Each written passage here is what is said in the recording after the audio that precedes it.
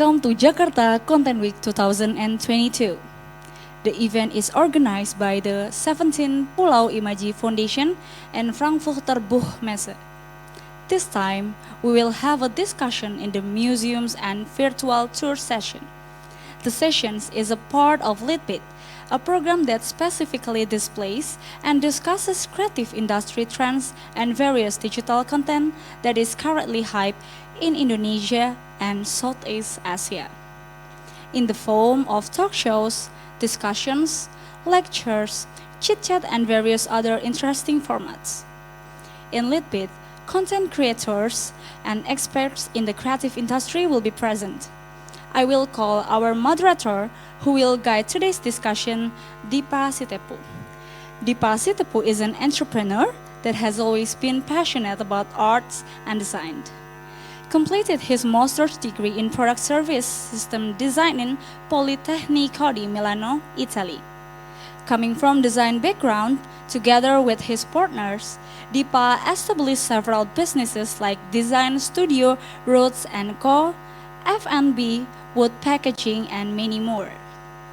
Remember, we also provide a door prizes for audiences who ask questions at each of our sessions. For Dipa Sitepu, the floor is yours. Good afternoon, everyone. My name is Dipa Sitepu.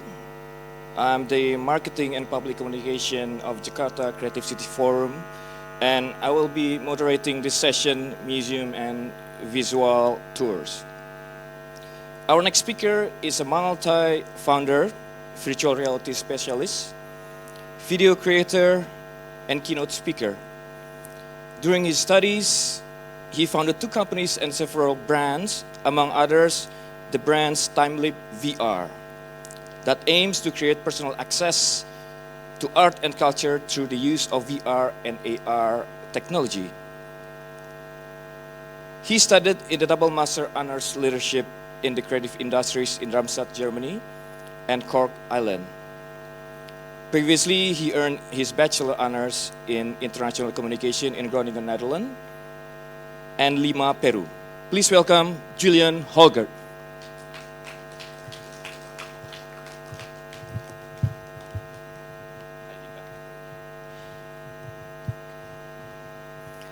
Welcome, Julian, to Jakarta Content Week.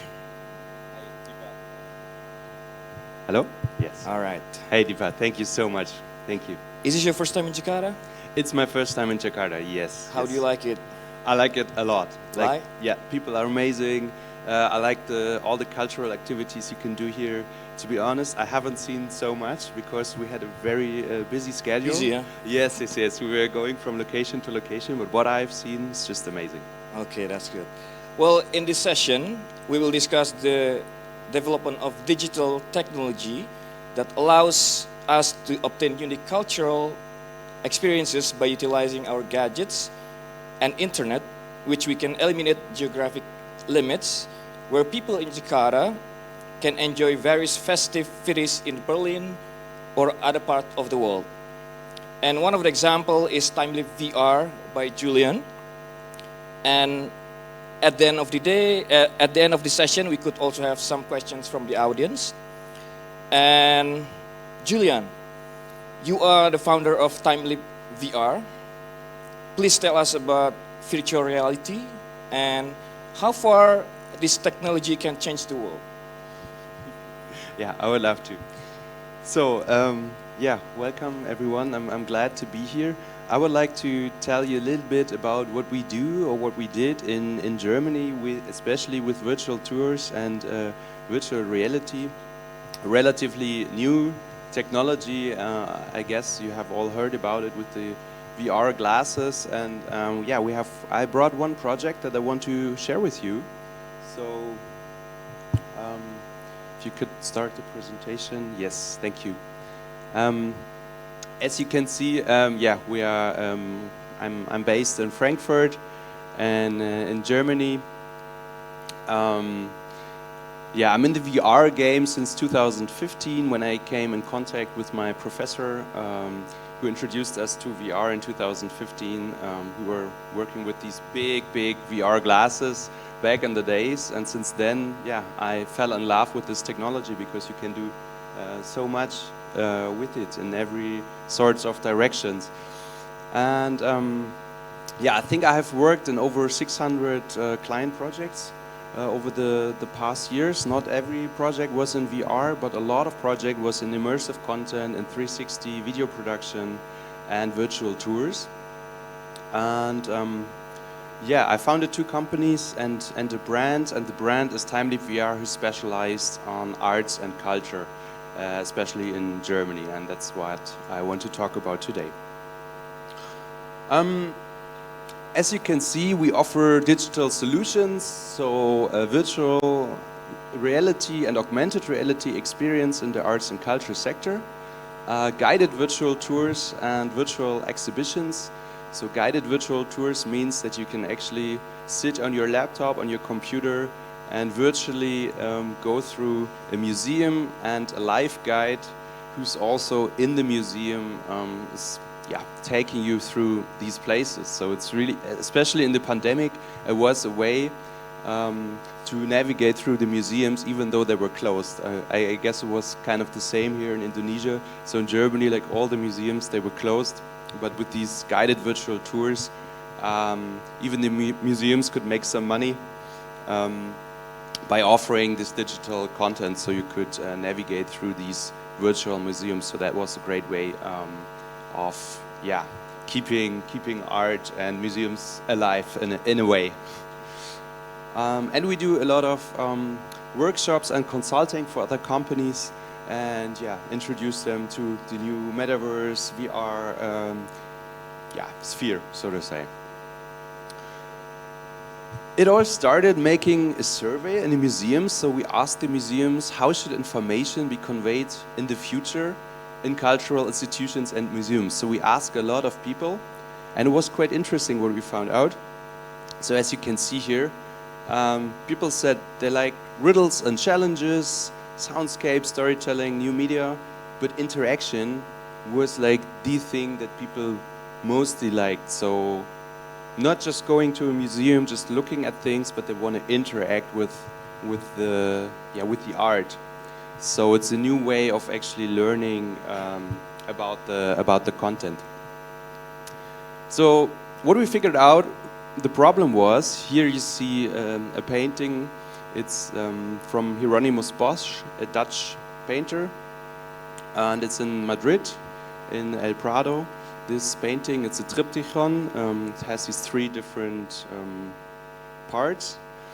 And actually the problem is, when you look at it, you just have a text usually. I mean, there are audiobooks and there are guided tours on site, but usually you just have a text which is in most or in a lot of cases quite cryptic.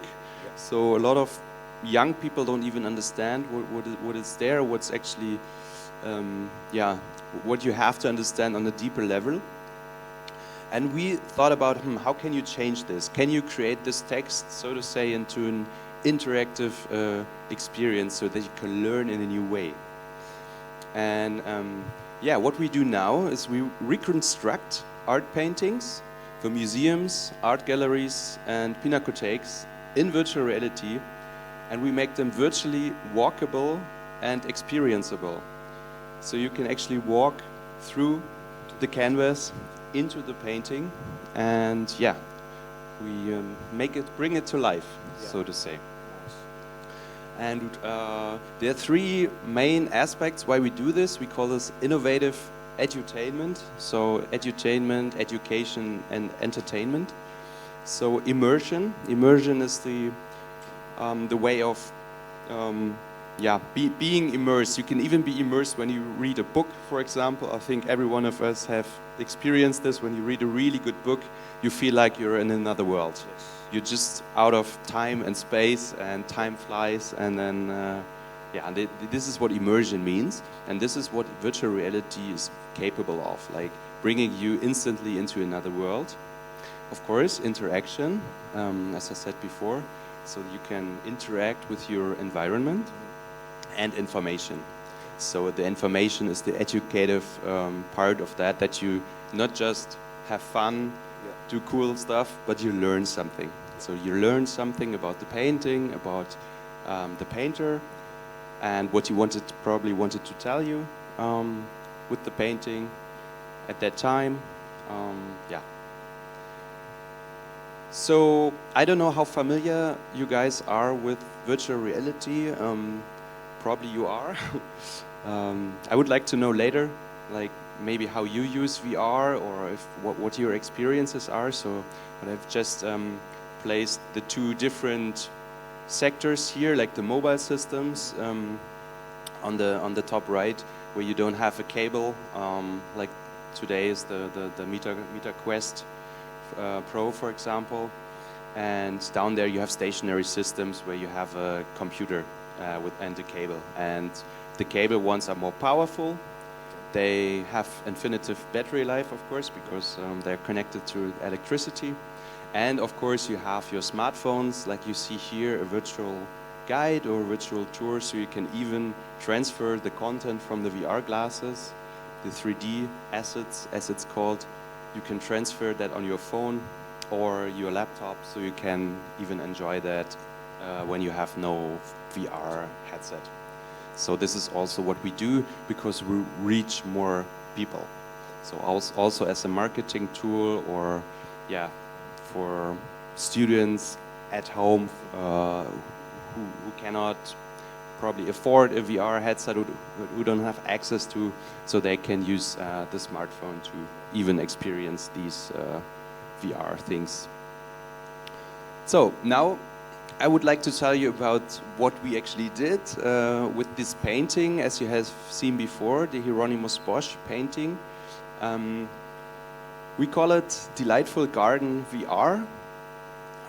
That's the experience. As you can see here, on the picture, it's already a recreation. And what we try to do is to even recreate the art style of painting. So I will tell you a little bit more about this later. How we did this, we used artificial intelligence in a way, in combination with VR. Yeah, here again is the painting. As you can see, the triptychon, 3 parts. On the left side you have the, so the beginning of humanity, as you may call it. Like in the middle is the garden of earthly delights, and on the right hand is the hell. And right now, because it's, as you can see, a lot of things happen. It's crazy. A lot of people, a lot of creatures. So we focused on that top part as a start. So I will zoom in. Yeah, as you can see here, there are some towers, some people swimming in the lake, some creatures flying on the sky. So yeah, and how can you experience this now? I will show you a little video that we did. So here you see our trainee, Katarina, and she's taking on the VR headset, and we have created for you some scenes so you can see what she is actually seeing through the headset.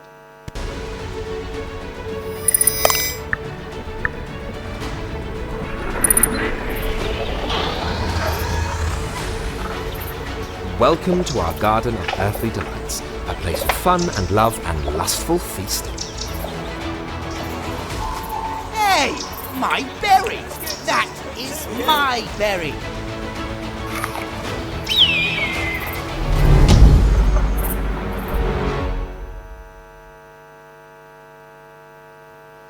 Yeah, that was a very tiny impression for you. Okay, may I ask you who has a VR headset, probably even at home? One? And who of you guys have experienced VR somewhere else? Okay, like 4. Not even half. Okay, okay. Yeah, so what is it about, like the storytelling, the content? I just want to quickly tell you about like what the painting is about. So it's about the 7 deadly sins, like inertia, as you can see, lust and envy, greed, gluttony, anger, and pride. And you have these creatures here that actually represent that sin. Sins. Yes. And we asked ourselves, like, how can we actually put this into storytelling in a cool way to transport that information? And you're put into the painting, and you as a player, you have a task. Yeah. So your task is to stop these creatures from sinning. Okay. So you have to stop them. And there are different ways how you can do that. And these creatures interact with you. So you're put into the painting, you go to these different places where the creatures So are. sort of like game, something like that? Yes, Yeah. yes. Okay. So it's a lot of gamification Okay. because we thought, this might be a lot of fun. So you have interaction, you Yeah. can interact with these creatures, you have a task, so Okay. you have some motivation Okay. to do that. Like, yeah, as gamification is mostly about, like you're in the flow, you wanna achieve something, Yeah. and then in the end you're happy because hopefully you did it, Okay. right? And you learn something about it. Right. So you get some information because the creatures, they talk with you, Yeah. and so within the context you learn something. And even science studies, they showed that the best way of learning is not reading or listening, is experiencing. That's true. Yeah. So this is actually what we try, that people experience it, the whole content. Yeah. So just a little bit about the technical style, like how we did it. We used deep learning to adapt the artist's style. Like as I said before, we used deep learning or artificial intelligence. So here on the pictures, on the top left picture, you see the original, an original photo, so to say, and then next to it there are different art styles or paintings, and there's from Instagram or Photoshop, you have like different layers, styles that you just easily can put onto a 2D picture. But when it comes to 3D objects, right, that are in 3D space, it's harder to put an artistic style The same on style, it. yeah. Yes. And here on the right, you see this little rabbit or bunny, who is transferred into single pieces and then put together. And what we worked on is how can we adapt this art style to this 3D object, which is way harder than putting it to a 2D 2D dimensional. space. So you can see it all around. Yeah. Yes. Nice. Okay. Because usually when you stand in front of a painting, you just see the front, right? Yeah. I mean, of course, because it's flat. Yeah. Two-dimensional, yeah? Two-dimensional. And then people ask us, how do you know how it looks from behind or the side? From the other side. Yeah, and then we have to say, of course, we don't know, because usually there are no paintings like from a lot of different angles as a reference. So we just have to use our imagination and just be a little bit logical about it. Yeah. And so of course because you can freely walk, you can see everything from every perspective. We have to take that into account, and of course you have to put some creative freedom in there as well, because we just don't know how it looks from behind. Oh, sorry. Yeah, and even here we do 3D face generation for automatic generation of faces. As you can see in the little picture below on the left, there are these faces from the painting. And then what we actually did is put also artificial intelligence on that to create these faces and face movements, and that they can talk. So it's very technical, to be honest. One last thing is motion capture, because that's, I think, the most interesting part of the technical part, because we have this suit with these trackers, as you will see a little video, and these trackers, they capture your body movement. So whenever Till, the guy standing there is Till, and whenever he's moving around, all the body movement is tracked. Recorded, yeah? Yes, it's recorded in live. It's a live recording, as you can see here. So he puts on these different trackers on his head. There's the calibration on the laptop. Yeah, and whenever he moves around now, as you can see here, yeah, and this is the final product. So you don't have to animate this by hand because it takes a lot of time. Yes. So you just have to polish it a little bit. Right. So I would say 80% of the animation is already done by these motion capture suits. And back in the days, you had these big studios. And maybe if you're into movies, you know that you had these white bubbles all over, so tracking points, and you had these 64 or even more cameras to capture you. But now you just need the suit, and the trackers are in the suit. Right. So it's very easy to track. Yes. Yeah, just a reminder how the picture looked like, because now we do a comparison with what we actually created. Here are some of the pictures, the result, and just keep in mind it shouldn't look like natural. It should look like the painting, like very the art similar, style, exactly, like the way how we painted, and we even tried to recreate the style. Like if you go really close, you can see the strokes, yeah. You can see the strokes and even some cracks. Yeah. Like. Right. Exactly. So. Yeah. It's just another video. I do not like this at all. So how are you different from me now, eh?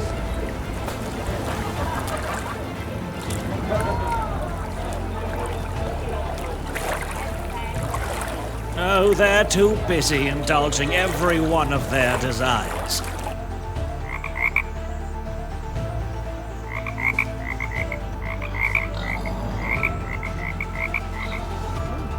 No wonder people are eating all day, am I right? Fools. Fools, all of them. Hey, you! You'd better not. Craving should end where need is satisfied. Friends, how much longer do you want to feast on this berry? You better make way.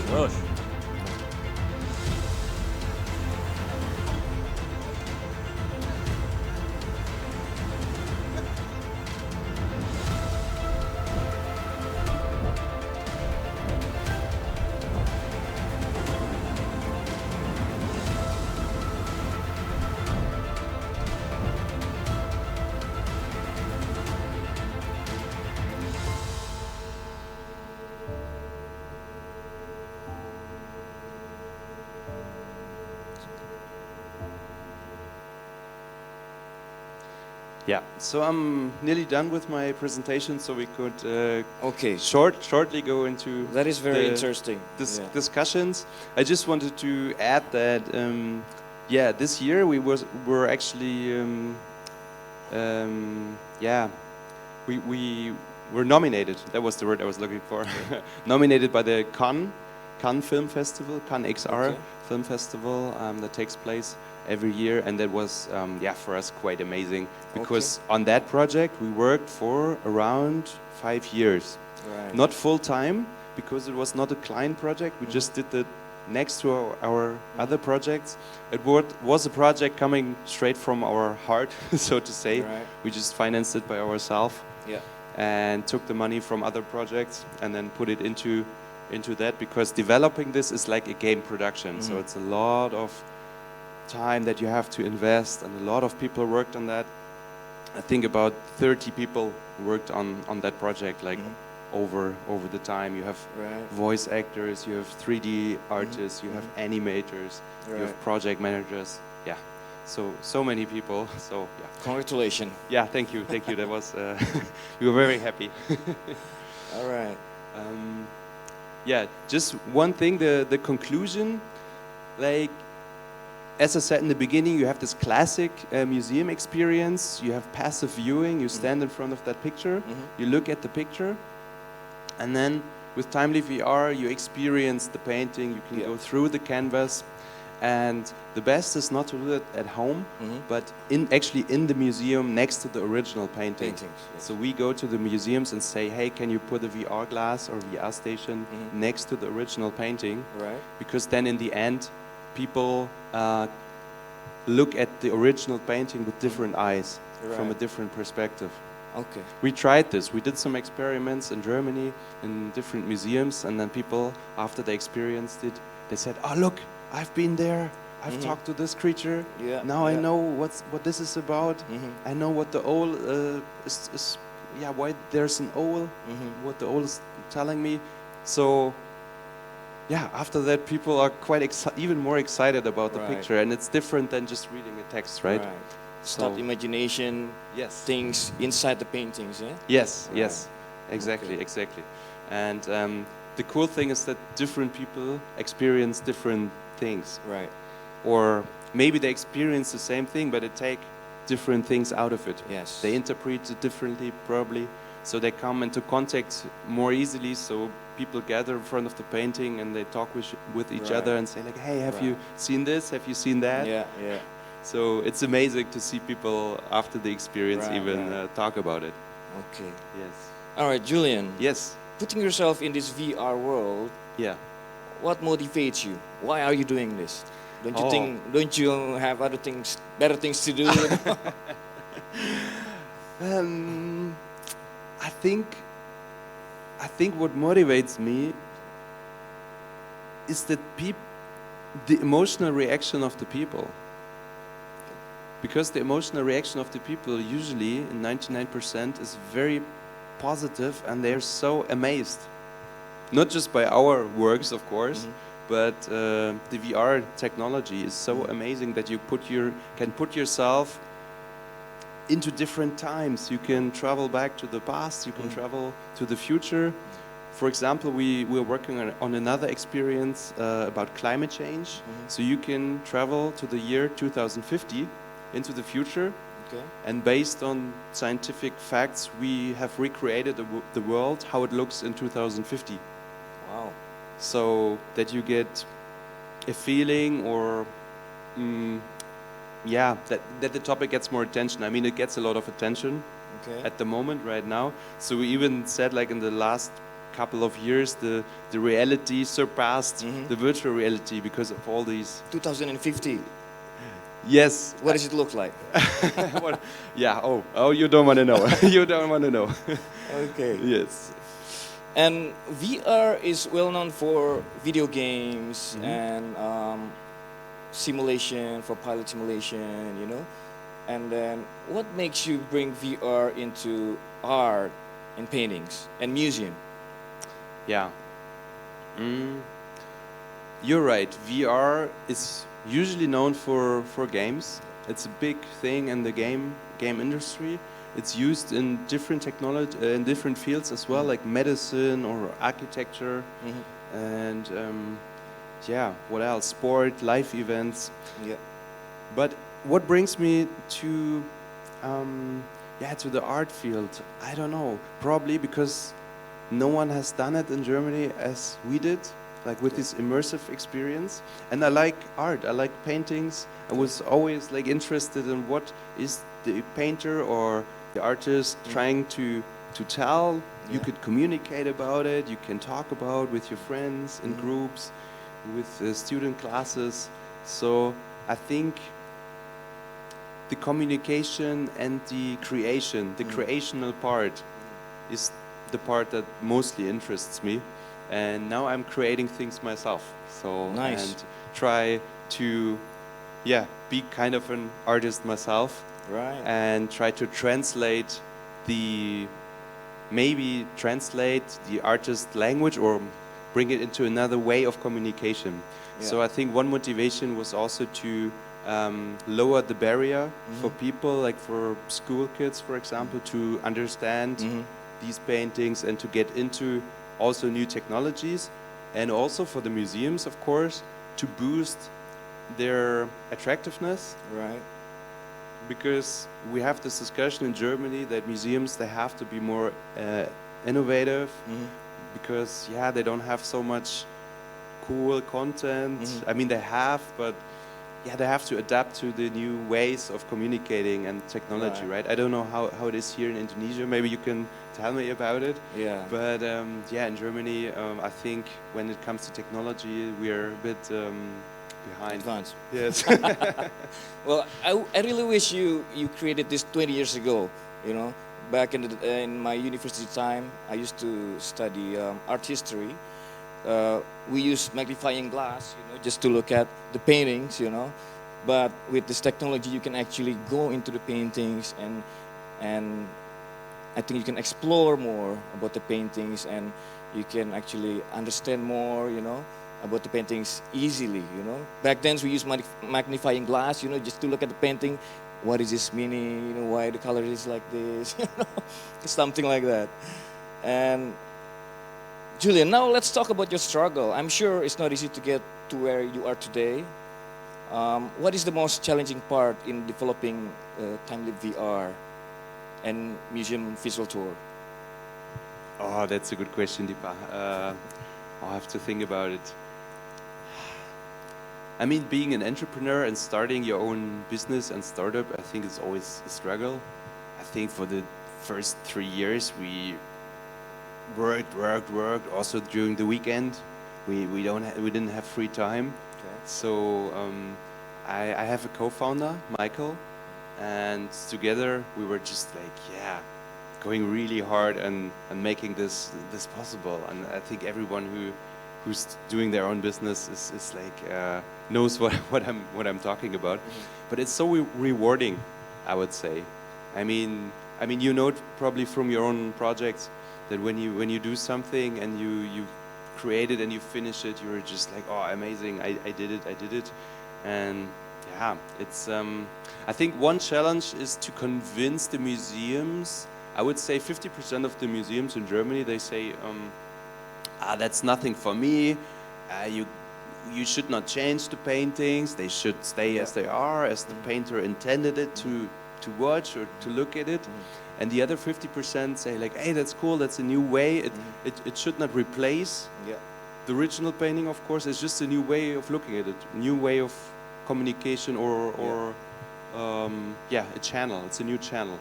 And in the beginning, we tried to convince the other 50% that they should actually try it and go for it. But then in the end, it just was not possible. So you have some museum directors, I have to be honest here, who are living in these old worlds, so to say. And I don't want to criticize them. That's totally fine. That's totally fine with me. Yeah. But then this technology right now is not, it's not for them. So we focused on the other 50%, and that's totally fine. And That's then true. So I think that was a big learning for us, that we couldn't convince like everyone, and that it's not for everyone, and that's totally fine. That's our way since 2017, as you said. Right. We're going to find also new business models. As also a challenge, like how can you make money with it, of course. Right. And I think the whole industry, VR industry, is a little bit struggling with that. Like, how can you make money with it? Right. Because I think creating value when it comes to information and transferring knowledge, I think this is clear that this certainly is a value. Yeah. But the VR headsets usually they are still too big, too clumsy, too pricey. Right. So, but it's a bit like in the 80s when you had these big telephones, like you Right. yeah. I mean, it's getting smaller and smaller. yes, yeah? exactly. So I guess 10, 15, 20 years from now, we will look at these glasses and just laugh. Right. I mean, they're just That's true. yeah. Okay. You're talking about cost, right? If you don't mind me asking, what's the cost range to reconstruct a painting? Yeah, that's a good question. Depends on the painting. Like, depends on how many things you have on the painting. But yeah, the range. I mean, the time that we put on there, if it would be a client project, so to say, once we took the effort and calculated like how much we actually would have to sell it to be even, would be €500,000. €500,000. Yes. Okay. Yes. Yeah. Wow. Okay. I mean, if it's affordable, I would like to have my self-portrait. You know? Yeah. Okay, but in that case, it's a lot of money. Yeah. It's a lot of money, but we actually it's just that expensive because we worked on that for 5 years. If Yeah. we do a client project, it usually takes 3 to 5 months. Yeah. And of course, it's way cheaper Yeah. because museums, they don't have a lot of money to give away. Yeah, yeah. They usually have to go for ways of funding themselves. Yeah, yeah. But I'm sure it'll be paid by the experiences, by the audience, yeah? So they can actually Yes. learn more about the Exactly. experience, the paintings, Yes, yeah? yes, and if they use that in marketing, social media, in their strategy, more people will actually come. And we did this at one museum in Frankfurt, so you can book spots, so you can experience that. Oh, I haven't actually said that. It takes about half an hour, the experience. So Half an hour, yes, if you fully do that and you see everything, and so it's actually quite long for a VR experience. Okay. I mean, some games are longer, but if you go to a museum, half an hour is actually quite long. Okay. So we also have a short version, 5-minute version for festivals, so you Yeah. can have more people to experience and see that. Right. But yeah, booking slots for museum is a good way actually also to finance that and to make Right. some money Right. and use that in their marketing and communication strategies, Okay. being an innovative museum. Right, right, right.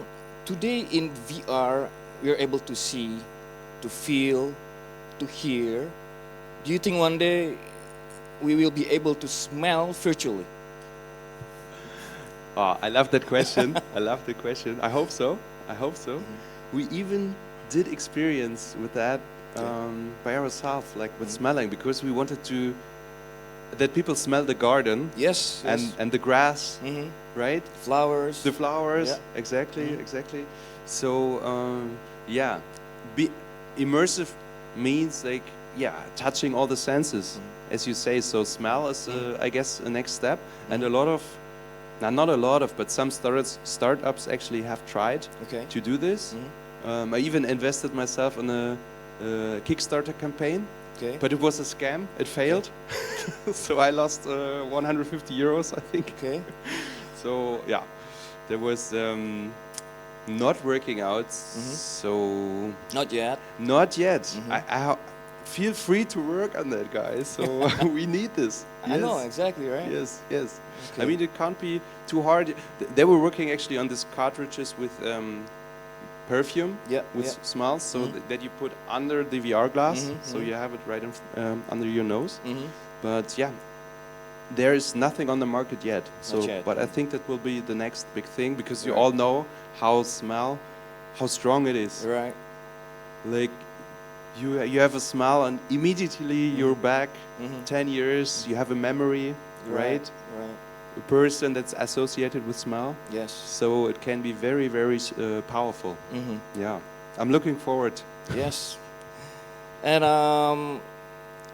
what are your hopes after these sessions and this creative trip to Southeast Asia, especially to Indonesia, you know? And how the government, content writer, or public sectors can help you or join your movement? That's a very good question, and I mean, I have been in Jakarta now for just 3 days, and what I've seen so far is that people and government officials, they're quite open and interested in pushing that forward, new technologies and the creative industry. So my hopes would be to join a movement, to put together all the strength to actually go forward in that technology, to work together. Yeah. Probably even working together, like in production. So right now I'm looking for a production team in Indonesia who wants to cooperate, maybe Nice. even a university. Okay. So we can work together, maybe on creating some new content or creating even that smell thing. Yeah, exactly. I don't know. To share knowledge and pushing it forward. Right. Like I remember back in Germany in 2016 when VR started getting big, there were just about I think 80 people who were just working on that sector, and we all met at the same festivals again and again, like a big family. Now every year I think there are like 100 new startups in the VR sector, so it's getting bigger and bigger, but it's still kind of a niche in the games sector. Yeah. At least that's how officials or governments perceive it. I mean, I would like to take it out of the games sector because it's not just games, it's education and e-learning, and you can do so much with it. But of course, in the media is always transported as games, and but that's okay. I mean, if people get in touch through games to this new technologies, totally fine. But they should also see what else you can do with it. It's not just gaming. Right. But yeah, coming back to a question, I would love to have some cooperations with Indonesian companies or universities or students, yeah, to push that forward. Perfect, perfect. Well, before we end this discussion, everyone, you can have your questions ready if you have. One last, I would like for you, Julian, to give some message of motivation to Indonesian content creator. Okay. A motivational message. Yes. I mean, I would say go for it. Don't let fear stop you, whatever you do. In content creation, I mean, we are artists. We want to deliver something new to the world. We want to overcome barriers. There's so many struggles in so many ways when it comes to, I don't know, whatever barrier there are, but take these barriers, work with them, try to overcome them, and just, go into cooperation. Don't just be on yourself. That's what we did in the beginning. We were just like working a lot, like in the cellar of our room, and then no. If you have a startup, talk to people. Don't be afraid to share your idea, to share your message, create a network, and try to find supporters. I think this is very important, because usually, or a lot of times, as a content creator or artist, you doubt yourself. You think, am I not good enough? Is my work not good enough? Yeah, just go out to the public with that as soon as possible. And even if the public criticizes this, take the criticism, improve your content, make it better, but don't wait for so many years. I mean, years are limited on Earth. So go out, share your content, and share your art. This is my message. Perfect. That's a very powerful message for Indonesian content creator. Now we would like to invite the audience to have some questions. Do we have any questions from the audience? Yes, please. Sorry, I wasn't here from the beginning, so I might have missed this. But have you also, you worked with museums, with art, have you also worked with books and content of books? If we created some content for... Not created, but have you adapted or... like yesterday, when we had a talk at the Goethe Institute, they, or maybe they didn't mention it, but they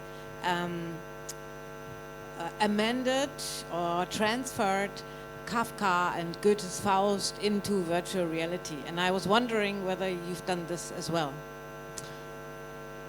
I have to think about it. I don't think that we have transferred content from books.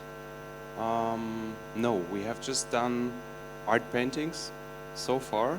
But I know there was the trend, was a little bit stopped, but using augmented reality with books, especially with children's books. So you had this QR code in the books, and you can put your phone on and then bring it to life. So to say, there was another way of experiencing content in a different way. But no, we haven't done books yet. But might be a great idea to go into that direction. Maybe you can do it with illustrated books, yeah?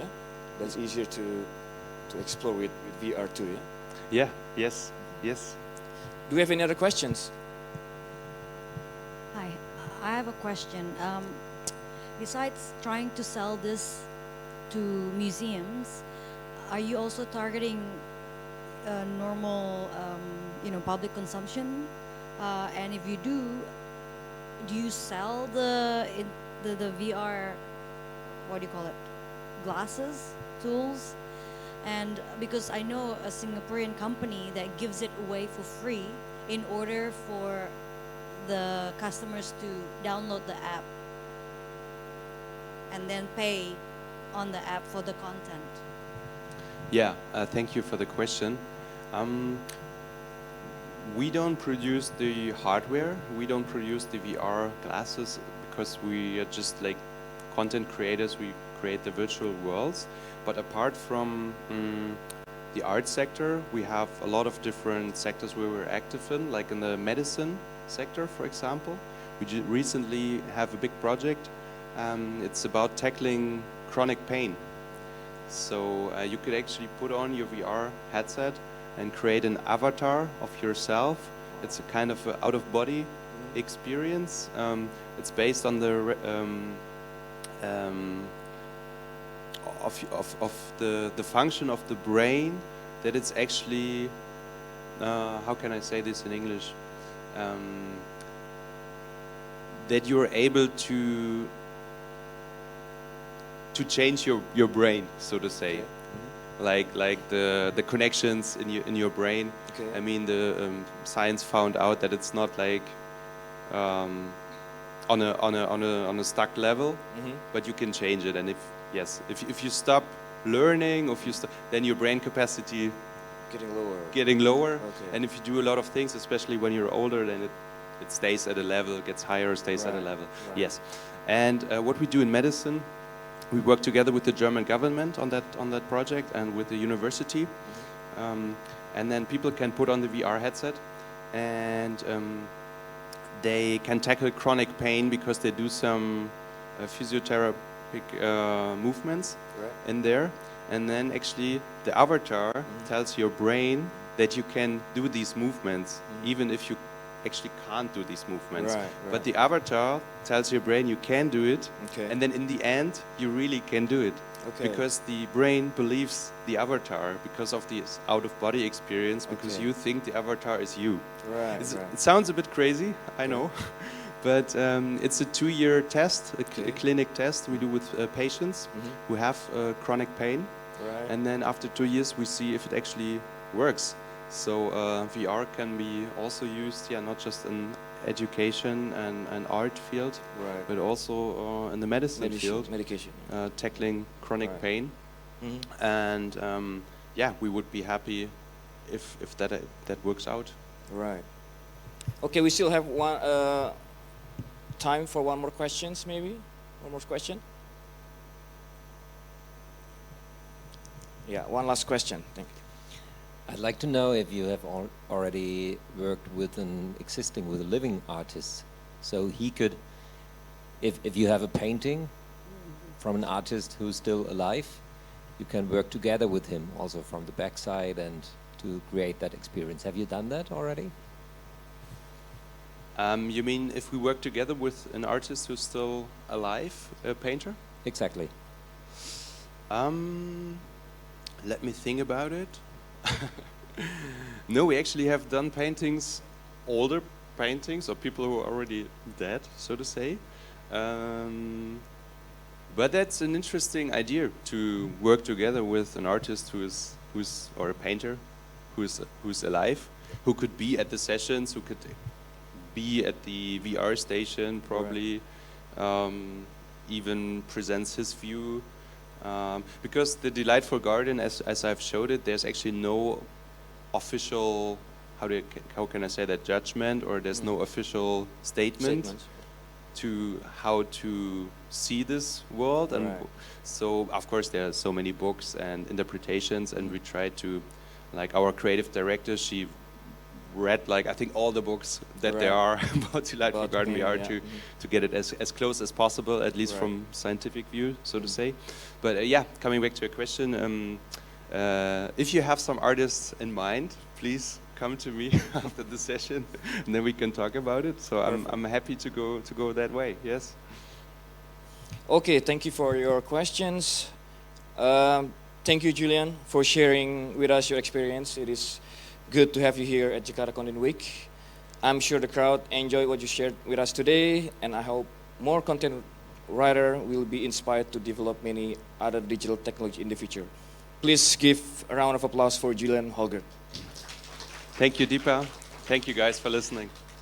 Okay, on behalf of Jakarta Content Week 2022, I would like to thank you for participating in this museum and virtual tour session.